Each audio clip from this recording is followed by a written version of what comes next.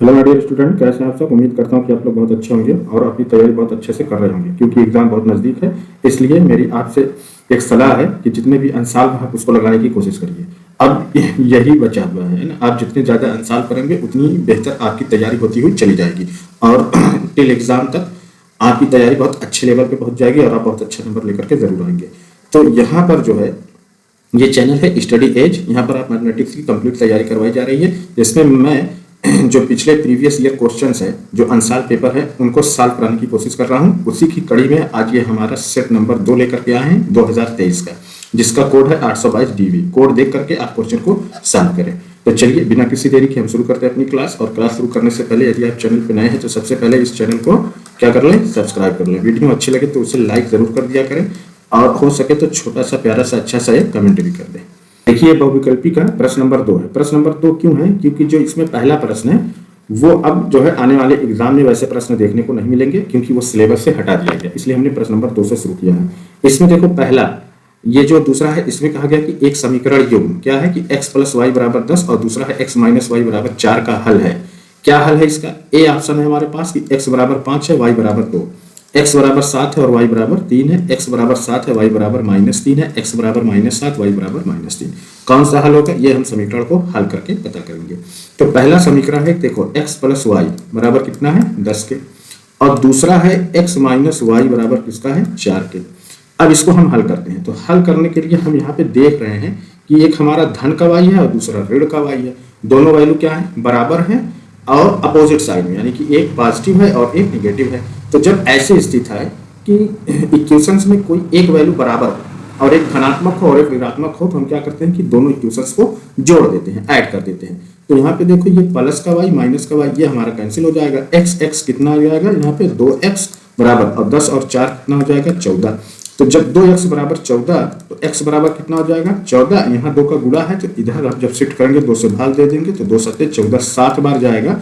तो हमें पता चल गया कि x बराबर कितना आएगा, 7। पहली वैल्यू हमें मिल गई है। अब 7 कहाँ पे है, देखो x = 7 यहाँ b वाले ऑप्शन में और c वाले ऑप्शन में है। तो ये दोनों ऑप्शन तो हमारा कैंसिल आउट हो जाएगा, a और d, b और c में से कोई एक हो सकता है। तो कौन होगा? तो अब ये जो x = 7 है, इसको हम रख देते हैं किसी एक समीकरण में। तो ये जो हमारा पहला है कि x + y = 10, यहाँ पे हम वैल्यू रख देते हैं। x की कितनी हो जाती है, 7, और प्लस का y बराबर कितने को हो गया, 10। तो y बराबर कितना हो जाएगा, इधर देखो 10 है, अब ये धन का 7 है तो इधर जाएगा, क्या हो जाएगा, ऋण का 7। तो y बराबर कितना हो जाएगा, 10 में से ऋण 7 निकालेंगे कितना बचेगा, 3, यानी y बराबर कितना आया, 3 आया। तो ऑप्शन हमें कहाँ मिल रहा है, ऑप्शन हमारा देखो x = 7 और y = 3, ये बी वाला ऑप्शन क्या होगा, हमारा एकदम करेक्ट होगा, है ना। प्रश्न नंबर 3, इसमें है कि बिंदु 5, 9 की y अक्ष से दूरी कितनी है, 14 मात्रक, 9 मात्रक, 5 मात्रक या रूट में 106 मात्रक। तो देखो बच्चों, इस क्वेश्चन को करने के लिए एक कॉन्सेप्ट क्लियर होना चाहिए आपका। कॉन्सेप्ट क्या है कि जैसे किसी बिंदु, जैसे हमने माना यहाँ पर मैं कि किसी बिंदु, ये क्या है, एक्स वाई यहाँ है, तो y अक्ष से जो इसकी दूरी होगी, कहां से, y अक्ष से दूरी, ये क्या होता है कि जो x के निर्देशांक के सापेक्ष मान के बराबर होगी। किसके सापेक्ष मान के बराबर होती है। यह कॉन्सेप्ट आपको क्लियर होना चाहिए, बराबर होती है। सापेक्ष यानी कि x के निर्देशांक के सापेक्ष मान के बराबर होगी, क्या, y अक्ष से दूरी। तो सापेक्ष मान क्या होता है, देखो mod ऑफ x, ये होगा। अब यहां पर हमें देखो दिया गया है, क्या है, निर्देशांक 5 और 9, ये है बिंदु 5 और 9। अब यहां पे जब हम y अक्ष से दूरी निकालेंगे इसकी, तो x का निर्देशांक क्या है, यहाँ पे 5 है। तो जब हम 5 का मॉड निकालेंगे, है ना, निरपेक्ष मान, तो निरपेक्ष मान ये कहता है कि उस संख्या कहता है कि पॉजिटिव बन जाओ। अब यहाँ पर 5 पहले से ही पॉजिटिव है, तो ये कहेगा कि मैं 5 ही आऊंगा। तो हमें ऑप्शन यहाँ पे मिल गया कि y अक्ष से जो दूरी होगी 5, 9 की, है ना, वो कितनी आएगी, 5 मात्रक आएगी। ऑप्शन कहाँ है, ऑप्शन सी, ये हमारा ऑप्शन क्या होगा, बिल्कुल करेक्ट होगा, है ना। तो ये हमें याद रखना है कि y अक्ष से अगर दूरी पूछता है तो जो x का निर्देशांक होगा उसके निरपेक्ष मान के बराबर होगा। निरपेक्ष मान अगर यहीं पे -5 होता, क्या होता, ऋण 5, तो इसका निरपेक्ष मान क्या होता, ऋण 5। ये तो निरपेक्ष मान, ये जो मॉड होता है ये कहता है कि हमेशा वैल्यू को पॉजिटिव बन जाओ, बी पॉजिटिव। तो ये नेगेटिव था तो ये भी पॉजिटिव बन जाएगा, कितना आ जाएगा, 5 ही आएगा, है ना। अगर यहाँ पर होता 3, तो 3 का जब हम निरपेक्ष मान निकालते तो मॉड ऑफ 3, तो मॉड हमेशा कहता है उस वैल्यू से पॉजिटिव बनो। तो यहाँ पर ये पॉजिटिव था तो कहता है कि मैं पॉजिटिव हूँ तो पॉजिटिव रहूंगा। और यहीं पे अगर ये -3 होता तो मॉड ऑफ -3, तो मॉड इसको फोर्स करता कि बी पॉजिटिव, तो ये +3 आ जाता है ना।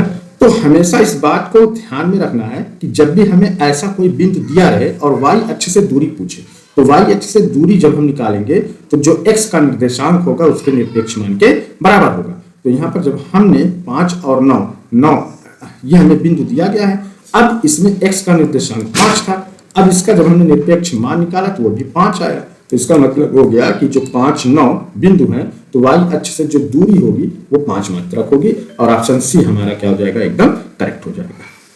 प्रश्न नंबर 7, देखो तीसरे प्रश्न से हम सीधे 7वें प्रश्न में आ गए हैं। क्यों आ गए, क्योंकि इसमें जो चौथा है, 5वां और 6ठा है, ये ऐसे प्रश्न है जो अब आपके एग्जाम में देखने को नहीं मिलेंगे, वो आपके सिलेबस से हटा दिए गए हैं। अब यहाँ पर देखिए प्रश्न नंबर 7 ये कह रहा है कि यदि संख्या 7, 8, x, 11, 14 का माध्य कितना है, x है, तो x का मान ज्ञात कीजिए। तो यहाँ पर देखो माध्य हमें निकालना है, तो माध्य बराबर क्या होता है, पदों का योगफल। सारे पद को जोड़ दिए, 7 धन 8 धन x धन 11 धन 14। अब पदों की संख्या कितनी है, 1 2 3 4 5, 5 लिख लिया। अब यहाँ पे देखो माध्य हमें x दिया गया है, तो माध्य की जगह पे हमने x लिखा और सबको जोड़ दिया। देखो 4 1 5 और 8 5 13, 13 7 20 के क्या हो जाएगा, 0 आता है 2, 1 1 2 और 2 कितना हो गया, 4, और प्लस इसमें x है बटा कितना हो गया, 5।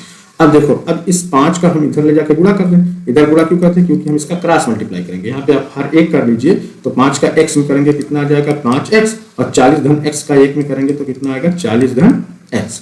अब इस x को आप इधर लेके चले आइए, तो कितना हो जाएगा, ये 5x है, ये धन का x है, इधर आएगा तो -x हो जाएगा, और यहाँ पे बचेगा कितना, 40। तो 5x में से x हम निकाल दिए, कितना बचा, 4x बराबर कितना आ रहा है, 40। तो x बराबर कितना आ जाएगा, 40 बटा का 4, यहाँ 4 का गुणा, इधर 4 से हम भाग दे देंगे, तो 4 रहा हमें 40। तो x बराबर कितना आ गया, 10। x का मान यही हमें क्या करना था, याद करना था, ऑप्शन बी ये हमारा क्या होगा, एकदम करेक्ट ऑप्शन होगा। अब देखो ये हमारा प्रश्न नंबर 8, इसमें है कि यदि द्विघात समीकरण क्या है, ax square plus bx plus c बराबर 0 के मूल समान है तो c का मान क्या, a स्क्वायर बटे 4b, a स्क्वायर बटे b स्क्वायर बटे c, और d है b स्क्वायर बटे 4a। तो चलिए अब यहाँ पर देखो समीकरण हमारे पास है कि a square plus bx plus c बराबर 0। यहाँ पे क्या है, मूल समान है, तो जब मूल समान होता है तो इसका वेक्टर यानी d बराबर होता है b square minus 4ac is equal to 0 के।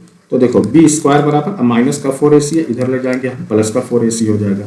हमें c की वैल्यू निकालना है, तो जब हम c बराबर निकालेंगे तो यहाँ पे देखो 4a का गुणा है, जब इधर हम इसको शिफ्ट करेंगे तो 4a से डिवाइड कर देंगे, तो b स्क्वायर अपॉन 4a, यही c का क्या आ जाएगा, मान आ जाएगा। ऑप्शन में कहाँ है, देखो ऑप्शन में है कि b स्क्वायर अपॉन 4a, ये d वाला, ये ऑप्शन क्या होगा हमारा, एकदम करेक्ट होगा। प्रश्न नंबर 9, इसमें है कि दिए गए चित्र में AD बराबर कितना है, x धन 3 सेंटीमीटर, DB है 3x धन 19 सेंटीमीटर, AE है x सेंटीमीटर, और EC है 3x धन 4 सेंटीमीटर। तो D पैरेलल यानी कि D समांतर किसके है, BC, तो x का मान ज्ञात कीजिए। अब यहाँ पे देखो ये D ये समांतर किसके है, BC के।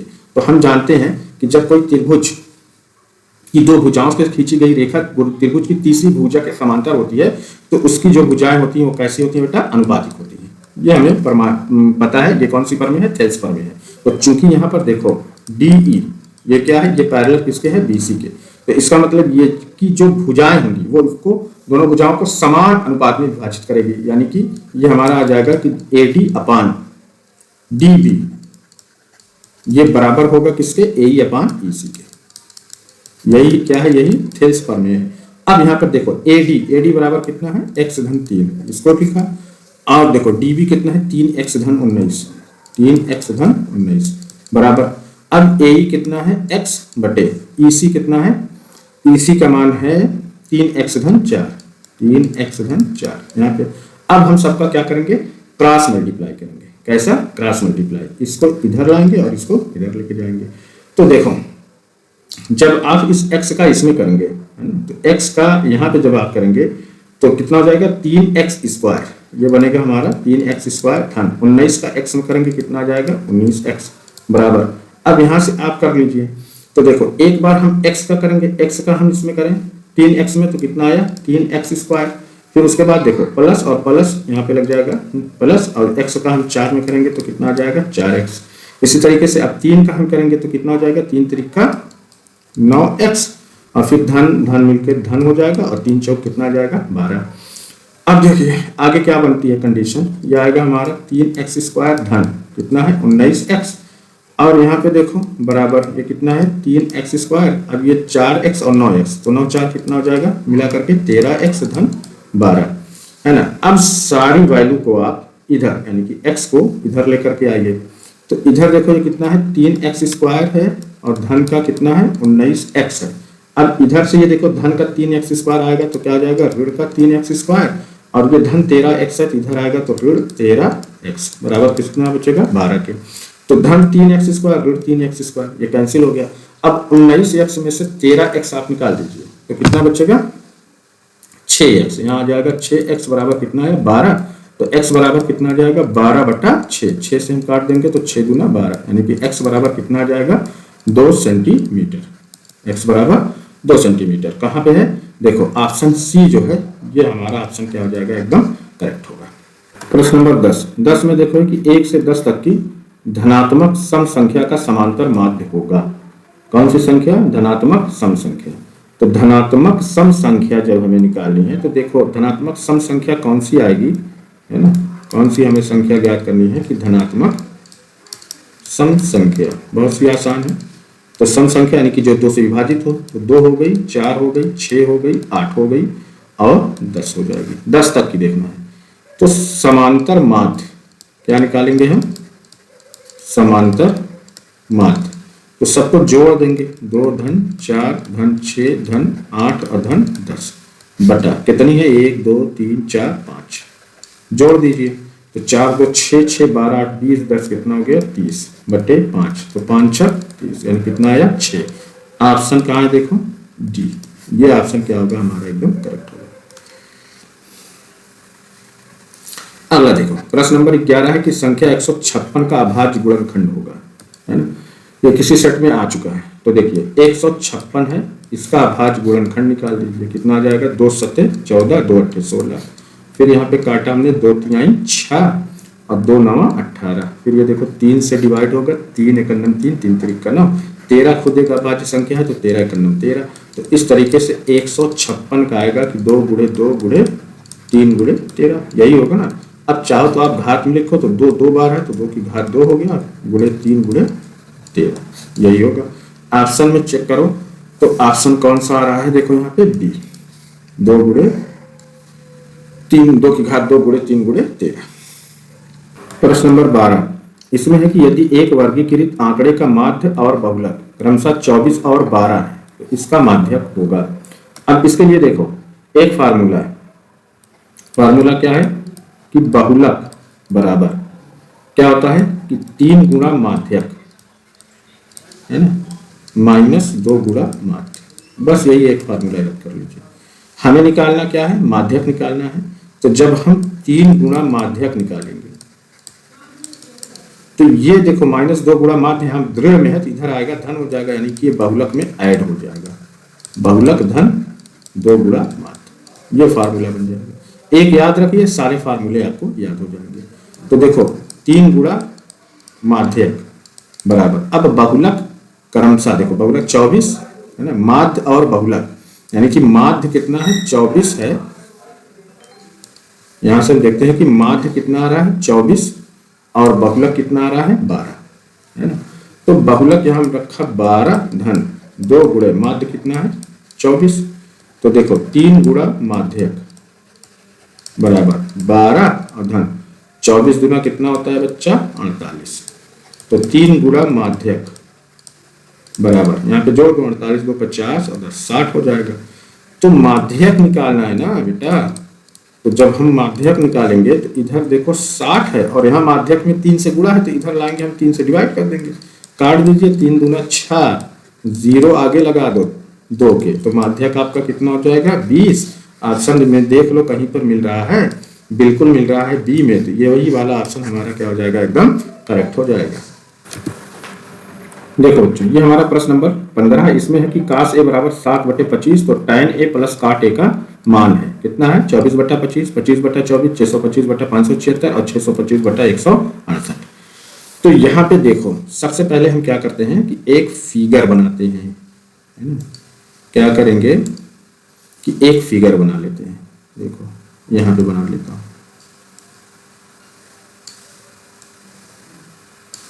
ये मान लीजिए कि हमारा एक कोई समकोण त्रिभुज है। कौन है ये, ए है, ये बी है और ये सी है। बी पे क्या है, ये समकोण है। अब यहाँ पे देखो, हमें ये मालूम है कि काश ए, सॉरी, हम यहाँ पे देखो ये ले लेते हैं ए, बी और ये सी कर लेते हैं, ऐसे थोड़ा सा अच्छा समझ में आएगा। अब यहाँ पर हमें देखो दिया गया है कि cos a बराबर कितना है, 7/25, ठीक है। तो अब यहाँ पे देखो, जब cos a बराबर ये है हमारा a, तो cos a क्या होती है, संलग्न भुजा बटा कर्ण, है ना। यानी संलग्न भुजा यहाँ पे क्या है, आधार है। यह आएगा हमारा आधार बटा कर्ण। अब आधार ये ए बी, ये कितना आ जाता है 7 सेंटीमीटर, और कर्ण क्या हो जाता है 25। तो हमें एक भुजा हम ज्ञात कर लेंगे। फार्मूला कौन सा अप्लाई करेंगे बच्चों, पाइथागोरस प्रमेय, नाम तो सुना होगा, है ना। पाइथागोरस प्रमेय क्या कहती है कि कर्ण का वर्ग शेष दो भुजा के वर्ग के योगफल के बराबर होती है। अब ये जो हमारा समकोण त्रिभुज ए बी सी है, कर्ण की पहचान कौन है, समकोण के सामने की भुजा हमेशा कर्ण होती है। तो ये हो जाएगा हमारा कि ए सी का होल स्क्वायर बराबर शेष दो भुजाएं कौन सी हैं, बी सी का वर्ग और धन ए बी का वर्ग। ये हो गया। सबका मान रखो, ए सी का कितना है 25 का वर्ग बराबर बी सी, ये हमें फाइंड करना है, ए बी कितना है 7 का वर्ग। अब 25 का वर्ग निकालो, कैसे निकालोगे, ट्रिक बता रहा हूं आपको, है ना। अब देखो यहाँ पे इकाई अंक कितना है 5, तो 5 का वर्ग कितना होता है 25, सीधा लिख दो। दहाई अंक 2 है, 2 का वर्ग होता है 4, सीधा लिख दीजिए। अब सबका गुणा कर दो, 2 5 10 और 10 का दूना 20, एक अंक छोड़ करके 20 लिखो और इसको जोड़ दो, 5 आ जाएगा। यहाँ पे 2 और 4 2 कितना आ गया 6, यानी कि 25 का वर्ग आ जाएगा 625, और ये है हमारा BC का वर्ग, और 7 का वर्ग कितना आ जाएगा 7 7 49। एक ट्रिक और सीखो यहाँ पे, ऐसी कि हमें निकालना क्या था 25 का वर्ग। अब इसमें इकाई का अंक कितना है 5, तो 5 का वर्ग कितना आ गया 25 लिखो। दहाई कितना अंक है 2, 2 के बाद संख्या कौन आती है 3, तो 2 तिहाई कितना हो जाएगा 6, 625, यानी 25 का वर्ग कितना आएगा 625। ये नियम कब लागू होगा, जब इकाई के अंक पर 5 होगा। अब देखो हमें क्या ज्ञात करना है कि BC याद करना है ना। तो जब हम BC का स्क्वायर निकालेंगे तो इस 49 को इधर ले जाके माइनस कर देंगे, तो यहाँ पे हो गया देखो 625 माइनस 49, है ना। तो BC का वर्ग कितना आ जाएगा। अब देखो 15 में से 9 निकाला, यही ना करोगे, इससे कैरी लोगे, तो 15 में से 9 निकाला कितना बच्चा 6, यहाँ कितना बच्चा 1, इससे उधार लेगा हो जाएगा कितना 11, 11 में से 4 निकालोगे कितना बचेगा 7। अब यहाँ कितना बचा 5, तो BC का वर्ग बराबर कितना आया 576। तो BC बराबर कितना, यहाँ से वर्ग हटाओ, यहाँ पे रूट चढ़ा दो 576। अब 576 का स्क्वायर रूट निकाल लीजिए। स्क्वायर रूट कैसे निकालते हैं, अब यहाँ पर मैं आपको एक मेथड बताता हूँ, तरीका बताता हूँ डिवीजन मेथड से, और उसके बाद मैं ट्रिक भी बताऊंगा। एक अलग से वीडियो ला करके, वीडियो को आप जरूर देखिएगा, चैनल पे जुटे रहिएगा, रोज रोज आपको एक नई ट्रिक मालूम पड़ती रहेगी। तो यहाँ पर हम 576 का अभाज्य गुणनखंड ना करके कौन सी विधि अपनाते हैं, भाग विधि, है ना। कौन सी विधि, भाग विधि। यहाँ पे देखो 576 डिवीजन मेथड, यहाँ से हम इसका जोड़ा बना लेते हैं। अब यहाँ पे देखो 5 है, कौन सा है 5, इधर से हमने जोड़ा बनाया 76, इधर से बनाया कितना बच रहा है 5। तो 5 में किसी भी संख्या से भाग लेकर के जाओ, जितनी बार आप ले जाएंगे, जितनी संख्या ले जाएंगे उतनी बार पढ़ा पड़ेंगे। 1 का पढ़ रहे तो 1 करना में, 2 का पढ़ रहे तो 2 दूना 4, 3 का पढ़ रहे तो 3 3 का 9।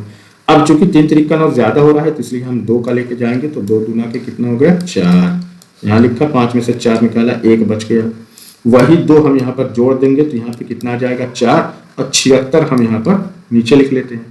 अब जैसे आप भाग देते हो वैसे भाग दो, तो 4 चौका 16, 4 बार जाता है तो 4 यहाँ लिखो और 4 यहाँ लिखो, और उसी 4 का यहाँ पे गुणा कर दो। 4 चौका 16 के 6 आता है, 4 चौका 16 एक 17, 176 में से 176 निकाल दोगे तो शेषफल 0 बचेगा, और ये कितना आ जाएगा 24, यानी कि BC बराबर कितना आ जाएगा 24।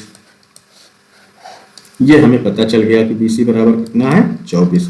ये कौन सा मेथड मैंने आपको बताया था, डिवीजन मेथड बताया था ना। इसकी एक ट्रिक भी होती है, वो भी यहीं पर मैं शेयर कर दे रहा हूँ। देखो हमें वर्ग किसका निकालना था 576 का, तो देखो अब यहाँ पे ये रूट में है कितना 576 है ना। अब यहाँ पे देखो हम इसका जोड़ा तो बनाएंगे ही, ठीक है। अब 76 जो बना है, इस 76 में इकाई का अंक कितना है 6, तो किस संख्या का हम वर्ग करें जिसमें इकाई का अंक 6 आएगा। तो आप कहेंगे कि सर एक संख्या 4 है, तो 4 चौका हम 16 करेंगे तब भी इकाई का अंक 6 मिलेगा, और 6 का वर्ग करेंगे यानी 6 के 36 तब भी इकाई का अंक हमें क्या मिलेगा 6 मिलेगा। तो 576 का जब हम वर्गमूल निकालेंगे तो उसके वर्गमूल में इकाई का अंक 4 हो सकता है या फिर 6 हो सकता है, ठीक है। अब दूसरा नंबर कौन है 5। अब ये 5 जो है किसके नजदीक है, तो आप कहेंगे कि 2 का वर्ग यानी कि 4, परफेक्ट वर्गमूल क्या है 4 है, तो 4 के ये नजदीक है, यानी कि 2 दूना 4 यही आता है, तो कि 2 के स्क्वायर के ये नजदीक है। तो हमारा दहाई का अंक क्या हो जाएगा 2। अब वो संख्या हमारी 24 हो सकती है या फिर 26 हो सकती है, तो कौन सी सही है। तो हमने क्या कहा था कि 2 के स्क्वायर यानी 4 के बराबर है, कि 2 के आगे की संख्या कौन है 3, तो 2 3 कितना होता है 6। अब चूंकि 6 से ये छोटी है 5, तो इसलिए हम छोटा नंबर लेंगे 24, यानी कि 576 का वर्ग कितना आएगा 24। है ना बढ़िया ट्रिक, जल्दी से अप्लाई करने के लिए, ठीक है। अब ये आपने यहाँ पर सीख लिया कि कैसे हम वर्गमूल निकालते हैं भाग विधि और ट्रिक के माध्यम से भी। अब हमें अपने पेन क्वेश्चन पे आ रहे हैं। अब प्रश्न में ये कहा है कि tan a plus cot a का मान ज्ञात कीजिए। तो चलिए निकालना हमें क्या है बच्चा, tan a plus cot a, ये मान हमें निकालना है ना। तो क्वेश्चन की तरफ हम आते हैं। अब जब हम tan a निकालेंगे तो यही है ना, ये है ना, तो tan a क्या कहता है, sin a क्या कहता है, sin a ये कहती है कि समकोण यानी कि जो आप कोण ले रहे हैं उसके सामने की भुजा बटा कर्ण, cos कहता है कि संलग्न भुजा बटा कर्ण, है ना, और tan क्या कहता है कि थीटा जो है उसके सामने की भुजा बटा संलग्न भुजा, है ना। तो सामने की भुजा कौन है 24, यानी कि लंब बटा आधार, ये क्या होता है tan थीटा, है ना। तो tan a क्या हो जाएगा 24 बटा 7। यहाँ पे देखो तो tan a कितना हो जाएगा 24 बटा का 7, और cot a क्या होगा उसी का उल्टा हो जाएगा, है ना। तो tan a हम जानते हैं कि tan a बराबर 1/cot a, तो उसका उल्टा tan का उल्टा cot, तो कितना हो जाएगा ये 7 बटा का 24। अब यहाँ पर हम इसको हल करते हैं, तो देखो इसका क्रॉस मल्टीप्लाई करो, यहाँ पे हम करेंगे 24 गुणे 24 धन, यहाँ पे हम करेंगे कितना हो जाएगा 7 गुणे 7 बटे, इन दोनों का आपस में करेंगे तो 7 गुणे 24। अब देखो 24 गुणे 24 का मतलब हो गया कि 24 का वर्ग, यही ना। तो 24 का वर्ग अभी हमने कितना था 576, है ना। कैसे देखो 4 चौका 16 और 2 दूना कितना हो गया 4, सबका गुणा करो, 2 चौका 8 दूनी कितना होगा 16, एक अंक छोड़कर लिख दिए, तो यहाँ पर 6 7 और 4 1 5, यानी कितना आया 576। ये आ जाएगा हमारा 576 बटा, और 7 7 कितना होता है 49 बटे, अब ये 7 चौक 28 के 8 आता है, 7 दूनी 14 और 2 कितना हो गया 16। अब यहाँ से जोड़ दो, 9 6 कितना हो जाता है 15 के 5 आता है 1, 7 4 11 1 12 के 2 आता है 1 5 1 6, यानी कितना है 625 बटा 168। यही हमारा क्या होगा फाइनल आंसर होगा, है ना। क्वेश्चन को करने में थोड़ा सा टाइम जरूर लगा, लेकिन इसमें आपने बहुत सी चीजें सीख ली हैं। सिर्फ क्वेश्चन करवाना मकसद नहीं है बल्कि कॉन्सेप्ट को क्लियर कराना है। तो यहाँ पर देखो 625 बटा 168 आ रहा है। ऑप्शन हम देखते हैं तो ऑप्शन हमें कहाँ पे मिल रहा है 625 बटा 168, ये हमारा डी वाला ऑप्शन क्या है बिल्कुल करेक्ट होगा, यही हमारा सही होगा। तो सिर्फ क्वेश्चन सॉल्व करवाना होता तो मैं इतनी सारी चीजें आपको ना बताता, है ना, क्वेश्चन सॉल्व करा देता जल्दी जल्दी, लेकिन मेरा मकसद है आपके कॉन्सेप्ट को क्लियर करना, हर चीज को हम सीखते हुए चलेंगे यहाँ पर। अब चलिए प्रश्न नंबर 16 था, अब चलते हैं प्रश्न नंबर 13 की तरफ, 17 की तरफ। 15 के बाद 16 आना चाहिए, जो कि 16 है नहीं, है ना। 16 ऐसा क्वेश्चन है कि वो अब एग्जाम में नहीं आएगा, इसलिए उसे छोड़ दिया गया है। अब ये हमारा प्रश्न नंबर 17। प्रश्न नंबर 17 है कि द्विघात समीकरण क्या है, x square minus 3x minus 10 बराबर 0 के मूल कितने हैं, 5 2 5 माइनस 2 माइनस 5 2 माइनस 5 माइनस 2। कौन सा होगा, ये तो सॉल्व करने के बाद पता चलेगा। तो समीकरण है x square minus 3x minus 10 बराबर 0। कैसे हल करते हैं, देखो अब यहाँ पर देखिए अचर पर कितना है -10 और x का गुणांक कितना है 1। तो जब हम बच्चा 1 गुणे -10 करेंगे तो वैल्यू हमें क्या मिलेगी, -10। यानी ऐसी दो संख्या का पता करना है जिनका गुणा करने पे कितना आना चाहिए, ऋण 10। और जब हम उसी को जोड़ दें, यानी उसी को जब हम जोड़े तो हमें x का गुणांक कितना है, -3, ये हमें मिलना चाहिए। तो यहाँ पे कोई बड़ी बात तो है नहीं। आप कहो कि सर -5 में 2 का गुणा करेंगे तो -10 मिलेगा, और जब हम -5 में -3 करेंगे, -2 जोड़ेंगे तो कितना मिलेगा, ऋण 3 मिलेगा। तो ये जो हमारा -3x ऋण 3x है, इसी को हम तोड़ देते हैं, ऋण 5x और -2x है ना। ऋण 5x में से -2x निकालोगे, ऋण 3x मिलेगा, और ऋण 10 बराबर किसके आ रहा है, 0 के। यहाँ से देखो हम ये एक जोड़ा और ये एक जोड़ा, ये यहाँ से हम x बाहर लेते हैं तो यहाँ पे मिलेगा हमारा x माइनस का 5, और यहाँ से हम -2 कॉमन ले लेते हैं तो x माइनस 5 बराबर 0। अब x माइनस 5 हम ले लेंगे x माइनस 5, और दूसरा मिल जाएगा कि x धन 2 बराबर किसके आ गया, 0 के। तो x माइनस 5 बराबर क्या हो गया, 0। तो x बराबर कितना आ जाएगा, 5। इसी तरीके से x धन 2 बराबर क्या आ गया, 0। तो x बराबर कितना आएगा, -2। तो इस तरीके से इस जो समीकरण के मूल हमें मिलेंगे, क्या मिलेंगे, 5 और -2। ऑप्शन कहाँ है, देखो ऑप्शन ये बी, ये वाला ऑप्शन क्या होगा हमारा, एकदम करेक्ट होगा। तो प्रश्न नंबर 18 है कि यदि समतल मैदान पर एक मीनार की छाया की लंबाई उसकी ऊंचाई की कितनी है, √3 गुनी है, तो सूर्य का उन्नयन कोण होगा, क्या होगा, 60 45 30 या 90। तो चलिए अब मान लेते हैं कि ये कोई एक मीनार है और ये मीनार की छाया है ना। अब इसको हम यहाँ से इस तरीके से मिला देते हैं तो ये एक त्रिभुज बन जाता है, और इसका हम एक नाम दे देते हैं, है ना। मान ले ये क्या है, ये मीनार है AB, और किसी बिंदु है यहाँ पे ये C, यहाँ पर मीनार की छाया। अब क्वेश्चन में ये कहा है कि मीनार की छाया की लंबाई उसकी ऊंचाई की √3 गुनी है, तो उसकी मीनार की ऊंचाई हम मान लेते हैं h, है ना। तो छाया की लंबाई कितनी हो जाएगी, मीनार की ऊंचाई की √3 गुनी, यानी √3h, ये आ जाएगा। तो हमें सूर्य का उन्नयन कोण यानी कि थीटा हमें क्या करना है, यहाँ पर ज्ञात करना है। तो कैसे ज्ञात करते हैं, चलो हम इसको देख लेते हैं। अब ये देखो हमारा क्या है, ये लंब, और ये क्या है, आधार। तो लंब बटा आधार बराबर क्या होता है, tan थीटा। तो यहाँ पर देखो आ जाएगा हमारा कि tan थीटा बराबर कितना होगा, h बटा √3h। h से h हम कैंसिल कर देते हैं, तो tan थीटा आ जाएगा 1/√3 आया।